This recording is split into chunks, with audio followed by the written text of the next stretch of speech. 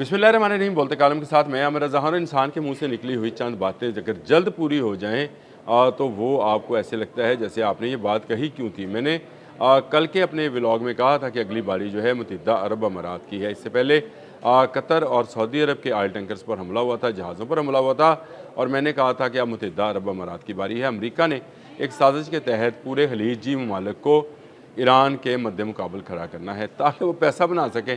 सीधी बात है, किराए के जो फ़ौजी हैं उनके ज़रिए वो लड़ेगा।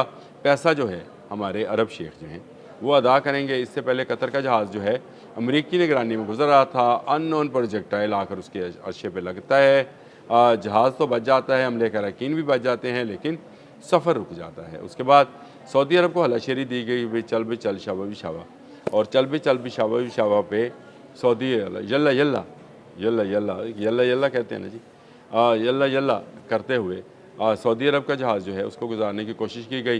पासदारान ने फिर वार्निंग जारी की और उसके बाद उसको हिट किया, और हिट करने के बाद सऊदी अरब की तरफ से रिएक्शन आया, कतर की तरफ से रिएक्शन आया। कतरी टीम तो खैर तेहरान में ही मौजूद थी रिएक्शन देने के लिए, लेकिन उन्होंने कहा कि क्योंकि हमने बंद किया है अमान का रास्ता, इस तरफ से कोई ना गुजरे। और अब मुंबासा और बाहिया ये दो जहाज़ हैं जो कि ऑयल टैंकर्स हैं मुत्तहिदा अरब अमारात के। जब ये दो पहले जहाज़ों को कतर और सऊदी अरब वालों के ऊपर हमला हुआ तो मैंने कहा था अगली बारी मुत्तहिदा अरब अमारात की। उसकी वजह यह है कि अमेरिका अब इसको कहेगा कि आ जाओ, आपने हमस खुली है, मैं तुम्हें अमान के रास्ते में ले जाता हूँ। अगर आप आपने हमस में के बारे में मेरा वो प्रोग्राम सुन चुके हैं जिसमें मैंने बताया था कि 23 किलोमीटर की इस पट्टी में 5 किलोमीटर पासदारान इनकलाब ने अपने पास एज ए राहदारी और 5 किलोमीटर अमान को दिए हैं। तय ये पाया था कि अमान की तरफ से गुजरने वाले जहाज़ अमान को टैक्स देंगे, पासदारान जिसको रास्ता देंगे जो इस तरफ से गुजरेगा उससे वो टैक्स लेंगे। लेकिन अमान ने क्या किया कि अमेरिका के कहने पर मुफ्त गुजरने की सहूलत फराहम की, जिस पर ईरान ने रिएक्ट किया है। इस रिएक्शन के नतीजे में पहले कतर, फिर सऊदी अरब, अब फिर कब्रस, सऊदी अरब वो जो कब्रस वाला झंडा वाला जहाज़ था, और उसके बाद जो है अब मुत्तहिदा अरब अमारात के दो जहाज़ों मुंबासा और बाहिया को जो है निशाना बनाया गया है। क्रूज़ मिसाइल लगे हैं, जहाज़ नकारा हो गए, एक भारतीय शहरी भी हलाक हुआ है। भारतीयों की वैसी शामत आई है, जंग किसी की है, किसी के साथ हलाकत उनकी हो गई है। मैं इस पर कोई ज़्यादा वो तो नहीं हूँ, लेकिन भारतीयों की शामत है। 8 को बचा लिया गया, यूके मेरी टाइम के मुताबिक 8 ज़ख्मियों को ज़िंदा निकाल लिया गया, जिनमें 4 की हालत जो है वो तशवीशनाक है। तो बंदा पूछे जंग लगी है, तुसी जहाज़ लैन आए हो? सीधी बात है ना भी, आप क्यों आए जब ईरान और अमेरिका के जो है जंग जारी है। दोनों तरफ से मिसाइल्स और क्रूज़ और ड्रोन्स का तबादला किया जा रहा है। नए ड्रोन्स जो हैं उनको मुतारफ़ करवाया है, समुद्री ड्रोन्स को अमेरिका ने। ईरान ने अपने समुंदर में बंद ड्रोन जो हैं जो अंडरग्राउंड उसका शहर है वहाँ से निकाल कर रख दिए हैं। तो इसका मतलब ये हुआ कि जंग फैल रही है। ऐसे में अगर अमेरिका आपसे कहता भी है कि आप निकलें, तो आपको नहीं निकलना चाहिए, क्योंकि अमेरिका अपने जहाज़ तो वहाँ से गुजार नहीं रहा, आपको कह रहा है। पहले कतर से कहा अमान के रास्ते से गुजरो, मैं तुम्हारी हिफाजत करूँगा, हिफाजत हुई नहीं हुई। उसके बाद सऊदी अरब का जहाज़ था, कब्रस का झंडा था।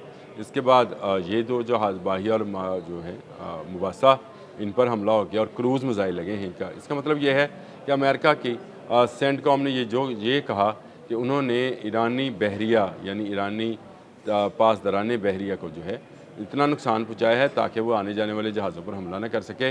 तो ये गलत है। ईरान आज भी उसी बात पर कायम है कि जो आपने हम से गुजरना चाहेगा वो ईरान की हिफाजती तहवील में गुजर सकता है, अमेरिका या किसी और मुल्क की हिफाजती तहवील में से नहीं गुजरेगा।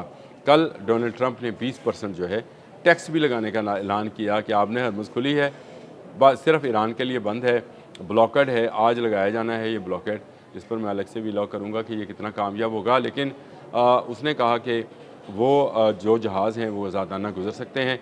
तो आज़ादाना गुजरने की कोशिश की, यल्ला यल्ला होते हुए ये जहाज़ जो हैं ये इन पर जो 2 क्रूज़ जो हैं आकर लगे और एक मरतबा फिर आपने हरमुज़ मुकम्मल तौर पर बंद हो गई।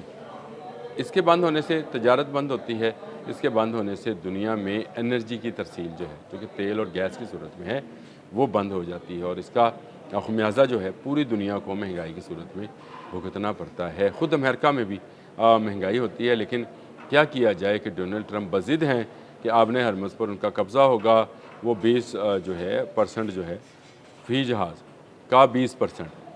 आप ज़रा समझें, अगर 1 लाख रुपए का जहाज़ है, 1 लाख बैरल का, तो उसमें 20,000 बैरल जो हैं वो आपने को अमेरिका को देने हैं। कीमतें कहाँ से कहाँ चली जाएंगी और किस बात के देने हैं? हिफाजती तहवील के। दूसरी तरफ अब्बास रागची का भी बयान सामने आ गया है और उन्होंने कहा कि आपने हरमज़ की जो सिक्योरिटी है वो देखना हमारा काम है, हमारी तरफ, और दूसरी तरफ अमान का काम है और हम बहुत कम पैसे लेंगे। अब देख लें, एक मुफ्त में पानी जो खुला था इंटरनेशनल वाटर, सिर्फ अमेरिका और इसराइल की तोसी पसंदाना सोच और लालच ने उसको पूरी दुनिया के लिए एक मसला बना दिया है। और मैं ये बार बार कहता रहता हूँ कि 28 फरवरी से पहले वाली आबने हरमज़ किसी सूरत जो है नहीं खुलेगी। ये आबने हरमज़ बंद रहेगी और ये जब तक ईरान चाहेगा और जब तक ईरान में एक भी फ़र्द ज़िंदा है, ये आबने हरमज़ जो है ईरान के ही कब्ज़े में रहेगी। और इसको साबित भी किया ईरान ने कि 2 जहाज़ों को नहीं, 4, अब तो 4 हो गए जी, 4 जहाज़ों को यहाँ से गुजरने नहीं दिया। तो इसका मतलब ये है कि जहाज़ रानी वहाँ से नहीं हो रही है।